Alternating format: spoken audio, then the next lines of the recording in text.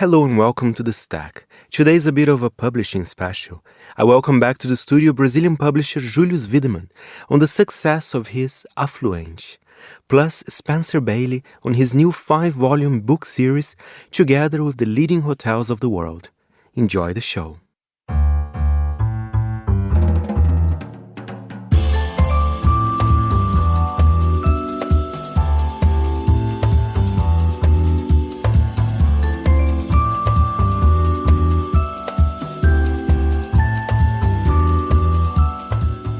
From Midori House in London, this is The Stack, 30 minutes of print industry analysis, and I am Fernando Augusto Pacheco.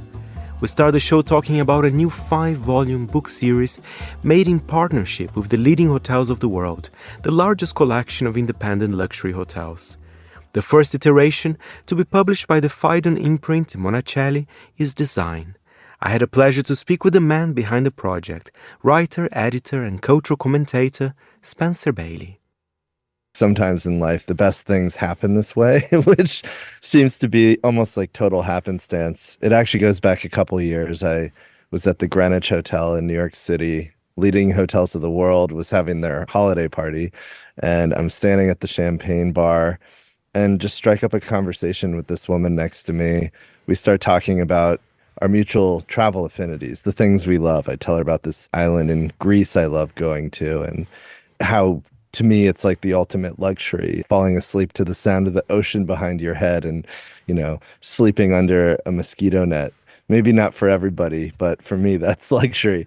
Anyway, we were talking for maybe 20 minutes and I asked her, so what's your connection to this event? She sort of chuckled and said, I'm the CEO. And we had just this immediate bond and connection that I think from there kind of spiraled into a request for proposal, which I then called up the CEO of Phaidon, Keith Fox, and we were kind of off to the races from there. It was really just starting with a conversation and then evolving into what has now become a 5-year, 5-book publishing project between The Slowdown, my media company, Phaidon, which is through their Monocle imprint, that's who's publishing the book, and then ultimately the leading hotels with this incredible 420 plus hotel consortia collection that these books are celebrating. And I have to agree with you about one thing, Spencer. The best projects usually start in a very organic way. And, in talking about luxury, I wanted to ask you about the Slowdown as well, because I think the Slowdown as a company, you believe that great luxury is time. So, sometimes it's not just the idea of luxury that some people have, it's not just a fancy diamond. Or do you know what I mean? I think there's much more to it. And I think perhaps the book will reflect on that as well. Yeah, actually, one of my goals with the company, but also with this book series, is to really reinforce different ideas around how we might define luxury. So in the case of The Slowdown and the time-sensitive podcast I host, it really is about time. It's about the quality of the conversation, the quality of the audio, the experience you get coming away from sitting down or spending an hour with this sort of, I like to talk about a podcast as a walk, really. So it's like you're going to go on a walk with me and this guest, right? And at the end of that walk, I hope you come away somehow changed or different or transformed. So it's not just time, but how you spend it, where you spend it, and with whom. And I think that's the ultimate luxury. But also, just to go back to this book series, for me, it was like, how do you encapsulate this incredible collection of hotels, many of which, or most of which, are family owned and operated, many of them multi-generational, going back as many as like 8 or more generations. There's one hotel in the Portuguese countryside, for example.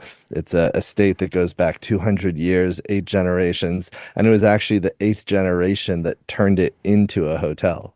So, so they're really, the amount of rich storytelling that exists within this portfolio of hotels is really extraordinary and exceptional. And maybe we'll get there, but the reason we started with design as the title and the theme of the first book was not only because of my background as an editor, having run Surface magazine here in the US, but also I think thinking about the notion of a design hotel. The Leading Hotels of the World was founded in 1928. So Wow. it's got this deep, long history. And I think most people who think about leading hotels of the world, they think about white glove service, this sort of grand Belle Epoque architecture, hotels like the Ritz Paris, the Ritz London, these sort of grand dame properties. But actually, what exists within this portfolio are a lot of contemporary properties too. And I think actually what makes really, truly great hospitality is when an old property can kind of continually reinvent itself. So a good example is there's 3 hotels in the book alone, designed by Lord Norman Foster. Each of them is a historic property that's been somehow transformed or transfigured through the hands of Foster and Partners. And I think, what other hotel collection can make the claim that they have 3 hotels designed by a Pritzker Prize winner? That's fantastic. And other examples, one that, you and me, I know that we both stayed there at the Okura in Tokyo, where, they kind of had to rebuild themselves. Looks very similar to what it used to be, but it was such an incredible work. That was incredibly difficult, I would imagine, right, to do that work. Well, it's an extraordinary story, and I feel very privileged to have been able to be the one to write it for this book. So, yeah, the Okura was originally designed by Yoshiro Taniguchi and completed in 1962. It was this mid-century icon, kind of merging traditional Japanese architecture with modernism. And then when the Olympics came about again more recently, they decided, okay, this is time to sort of reinvent again. And in 2015, they tore down the old Okura. To much lamentation and controversy, people were really, really sad about it. This was a legend, this building, really. It had sort of become mythic. And who do they hire to reinvent this? Yoshio Taniguchi, Yoshiro's son. And what Yoshio did, which is extraordinary, there's actually a term in Japan called hisei, that's Hisei, and it refers to this idea of something sacred that's passed down from one generation to the next. Could be a craft, it could be an object. And in this case, I think extraordinarily, it was architecture. It was this legacy of how do you carry forward this beautiful project, which in its own way was an object. It was an architectural object that they had to sort of bring forward into the future. And Yoshio completely restored the original lobby of the Okura. It only moved 90 degrees, but otherwise, the first time I walked in there, having already been to the old Okura in 2015, when I returned about a year ago to write the piece for the book, I walked in and the hairs went up on the back of my neck. And I was just like, I cannot believe this. How is this not the old Okura? And it just goes to show, I think, the extraordinary lengths that I think occur, especially in a place like Japan, where there's such an affinity for craft, attention to detail, relationship to environment and nature. The ability of Yoshio to take what his father had done and then actually recreate it in a way that wasn't just homage, it was actually almost the exact same thing that his father had done. Same acoustic properties, same material, same sort of atmosphere. It really does feel like walking into the old Okura, even though the new Okura is at the base of this, 42-story tower. I was so happy, to see it featured in the book. And talking about the book, as you said, the first one is design. I know there'll be other 4 chapters, I presume, talking about well-being, culture, among other things. But this project could only exist in print as well. And I think when we talk about luxury, don't you think print is also part of that? And then I want to talk to you how the book is a beautiful object. I love the cover as well, the kind of all the material you guys used for it as well.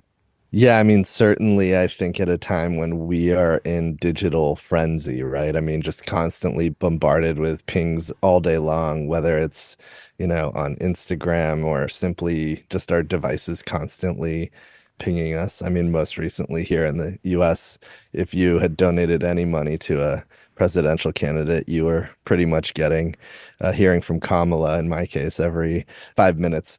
But anyway, I do think print has this value that, to me, really reflects its staying power. I mean, it was really the original communication device going back almost to the stone tablet. I mean, and when you think about the power of print in an age where everything is seemingly gone in 5 seconds, there is something really special there. And actually, I was just back at the Acora a couple weeks ago and checked into my room and went into my room. And in the corner, there's this beautiful glowing green object. And it was this book, the book that we just produced. The Acora has put it in every single room of the hotel.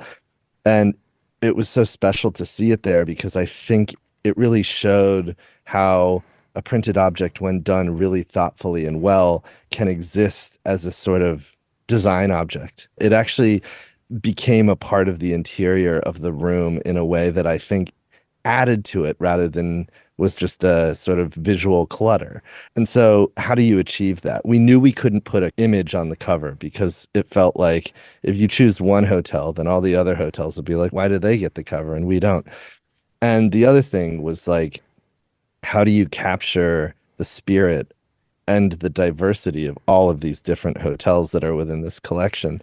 And what I realized was you had to capture a sense of the essence of this place, this sort of elegance, this beauty, this sort of luxe, opulent materiality. And so what we did was sort of create a pillowed cover, I would describe it as. Yeah, I mean, it's sort of stuffed, but it's not too thick. It's, you could pack it in your bag if you had to, but it's wrapped in this fabric that's sort of a matcha green, and it's got this graphic motif on it that is loosely references one of the hotels inside, and the matcha green sort of loosely references also one of the regions in the book. And I think the goal for the whole series across them is to not make it obvious like, oh, there's one hotel on the cover, but rather to capture that specificity that exists within the collection. There's some sort of little design detail, and bring that out and use the covers also as a tool for expressing the global nature of this group, which is, it is called the leading hotels of the world. And going back, it was originally actually called the leading hotels of Europe and Egypt in 1928. So it just shows like we're trying to express time, we're trying to express beauty, we're trying to express all these things that I think really reflect on what makes this hotel collection so great. And I love the fact that you mentioned that in the Okura they had copies of the book in the rooms.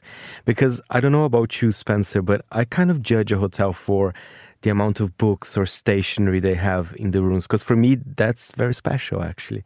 I love actually getting the little notes there from the hotel, the pencils. What do you think? Yeah, it's true. I think there's something about you can judge a hotel by its fruit bowl. Just those little details, they might seem small, but actually they really, I think, create a sense of connection or bonding with a place. And, I think we now live in an age of the CFO, pretty much. I mean, you go into most any hotel and you can tell what's been value engineered out of it. But I think that's not the case with all of the leading hotels I've gotten to visit, because they really do take care. They have that beautiful monogrammed pen with their hotel name on it. They have the gorgeous stationery. They have, in the case of the Acora getting to visit recently, now they have this book in the corner that I think really, again, to me, it's almost like an interior design element as much as it is a book. I think that's what's also interesting about it. The world doesn't need another brand book. This is super curated, though. This feels to me like they hired me as an outside independent, almost like independent editor auditor, to come in, look at their company, figure it out, what makes it tick, what makes it so special, and do what I do best, which is package storytelling and content and put it into this print realm. I should say, though, it's not just sticking into print. Like, we are doing some moving image stuff and video for social, and some of this content will later live on the new Leading Hotels of the World website when that launches. So there's definitely an ongoing conversation between how do you combine the print and digital, but it is very much a print first project. And I think it's telling that a company as large as the Leading Hotels of the World is kind of saying, you know what, we're going to put our focus on print because print is a luxury. It's synonymous with the values of our company. we're going to invest in this. And they have. And it's really exciting to be a part of a 5-year project rather than just like, very often these kinds of things, they're like, oh, it's 1 year and can you do it in 7 months and whatever. It shows that's that not the case. you're taking the Yeah. time, so they are really kind of, it's a good thing. It's a good thing in the end.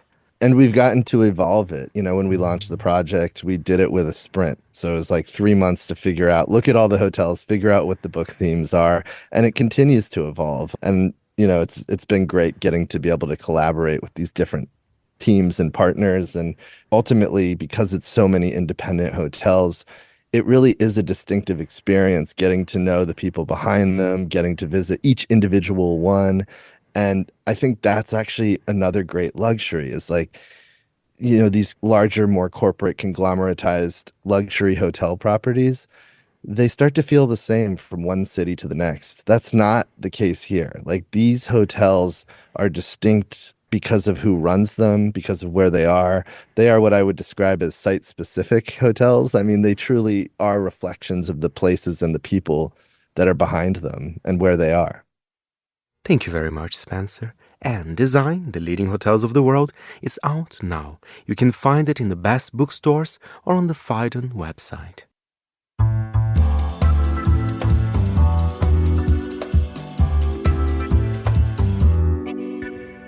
A little over a year ago, I welcomed Brazilian publisher Julius Wiedemann, who used to work at Taschen as well. At the time, he had just launched his new publishing house, Afluente, with beautiful books ranging from art to architecture, gastronomy to subcultures. It's been a success story, and keeping the ethos of the brand as representing all things Brazil. Let's hear from Julius about the latest updates about Afluente. When I came last time, I think we had published like just 4 or 5 titles. It was very much the beginning. We had tested so much. And now after a year and a half, we are so happy that we can show people about 80 titles. I think we had in the beginning this idea of the Brazilian cultural heritage. We managed, I think, to publish a lot of things in those fields. And I think we're now expanding. I mean, I'm coming actually from Lisbon, where we launched a new product at the Web Summit. And we're happy that we're expanding not just in titles and in subjects, in audience, so to speak, but it's in other type of kind of people understanding what publishing can be about.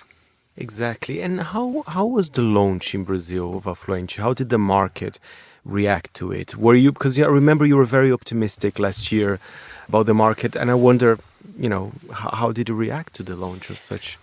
I think what we managed to do in short is to shorten the distance between the desire to have a book and the ability to make a book. Artists have a very hard time publishing a book. They think it's complicated, it's laborious, it's very costly. And I think what we have managed is that during this process, we say, how you feel. Like, I think now we have managed to get people's perception that it's not so hard.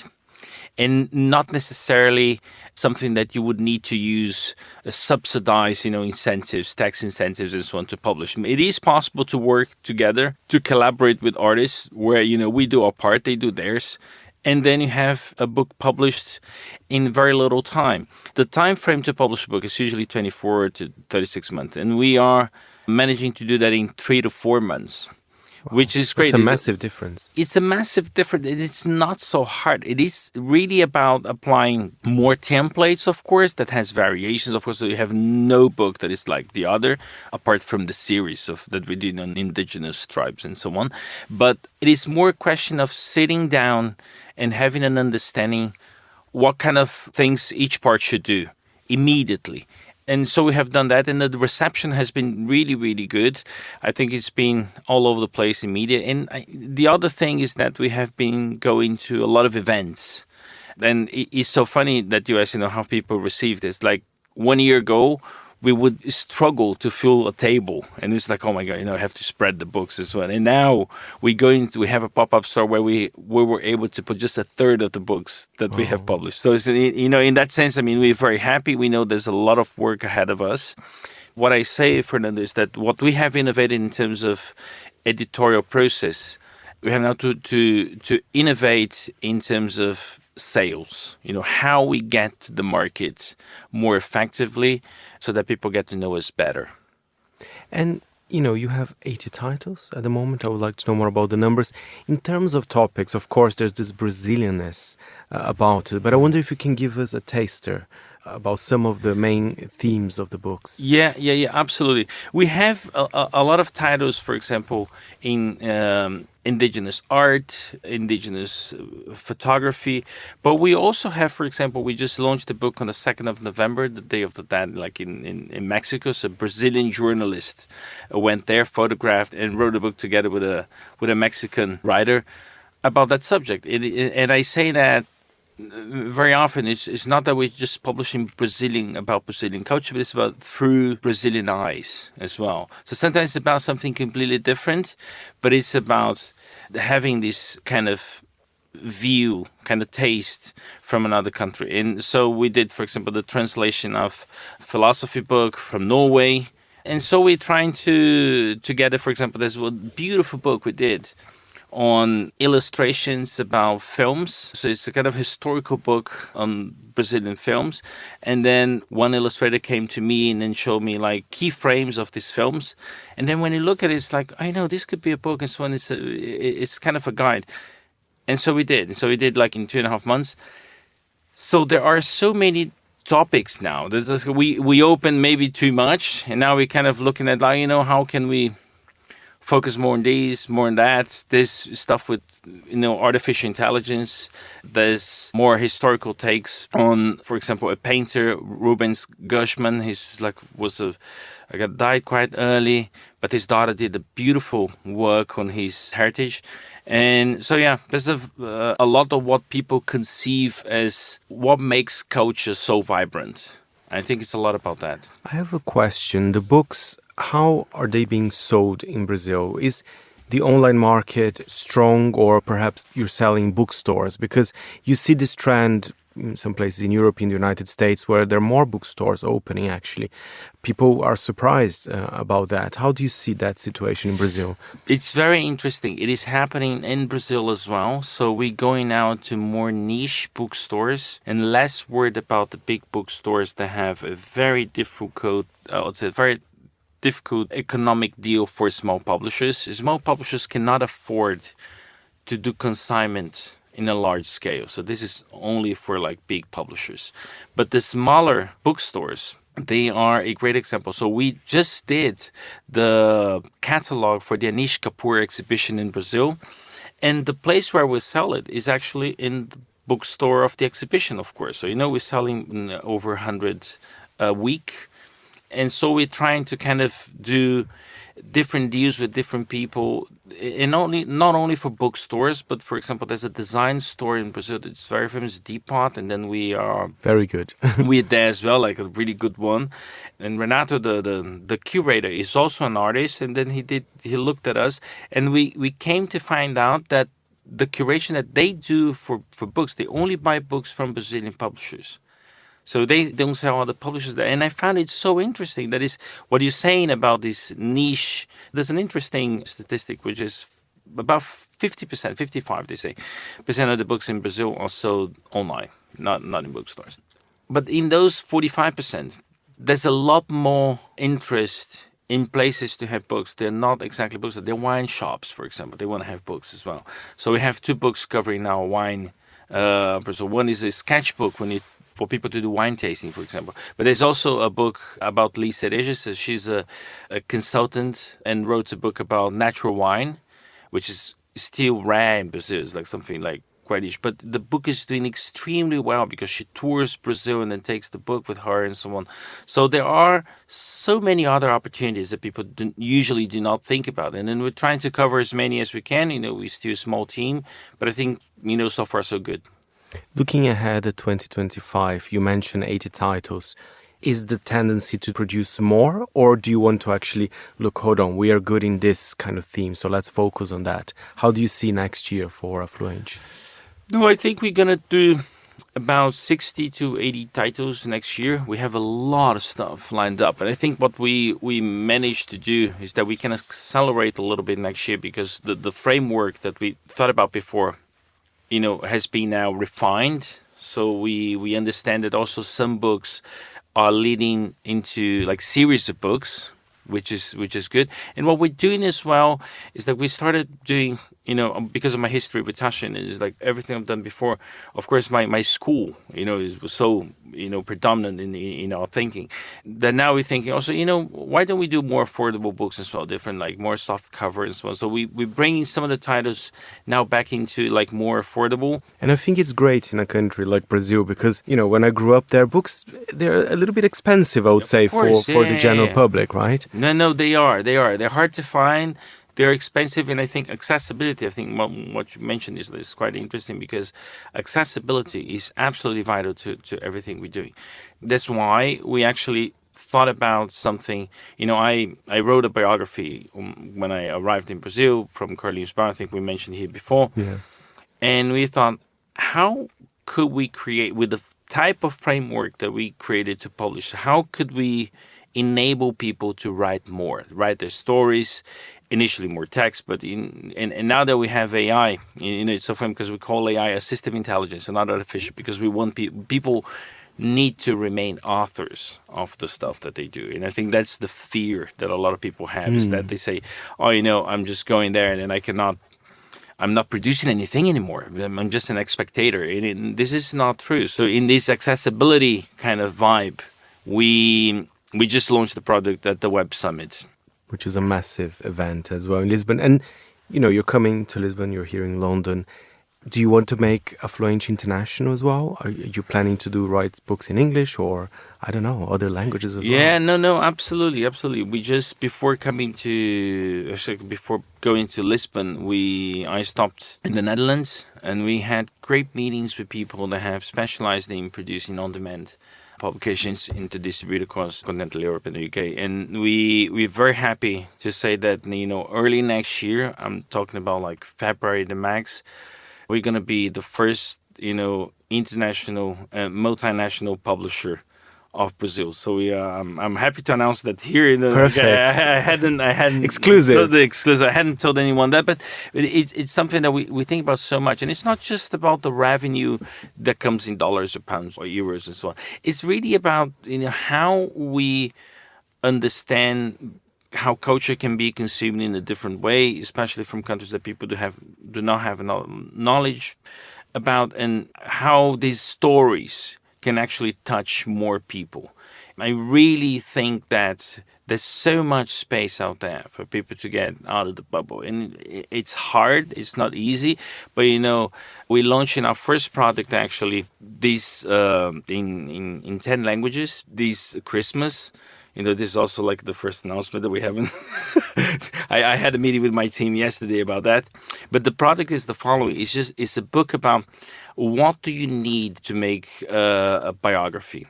So in order to train our AI machine that we're going to use for that, we printed the book. We said, how would you do an actual biography? We studied a questionnaire of, it's about 200 questions. And then we're launching that in 10 languages in Europe for this Christmas. Amazing. Well, that's a great gift as well. It's a great gift, exactly. Because we just to cut through, it's like we always say, like, your life deserves a book, or your life is worth a book. And Julius, I want to ask, do you ever think for Afluente to publish a magazine? I don't know what's your connection with magazines. I'm just throwing an idea out there. No, it's a very good question, because I come from a magazine background. When I was living in Japan, I had this opportunity to do like the Stanford professional publishing course, like in Stanford in the US. And actually I didn't do for books, I did that for magazines, because I love magazines, but I know it's a tough market, and I always worked in magazines from a very more editorial perspective, but I don't have the expertise for distribution and so, which I know is highly complicated and so on. And it's funny you ask that, because people come to us and they say, would you do, instead of a book, would you do a magazine about that? I said, we would love to. We haven't found the model to do that with our print-on-demand kind of scheme, but we think it's possible. So we'll have to see. But I love magazines so much. I love because of the how periodic it comes out, and then how you can explore different subjects in a much faster way than you do with books. I think we kind of approximated we make this space much, much closer between books and magazines with the framework that we developed. But still, I mean, magazines are amazing. I would love to do one. Thank you so much, Julius. And to find out more, go to afluente.art. And that's it for this week's show. My thanks as ever to our editor, Jack Jewers. Any comments or queries, feel free to write to me, Fernando, at fpandmonaco.com. And remember, we're back next Saturday at 10 a.m. London time. And you can always listen to the show again on Apple Podcasts or Spotify. You've been listening to The Stack. I'm Fernando Augusto Pacheco. It's goodbye from me.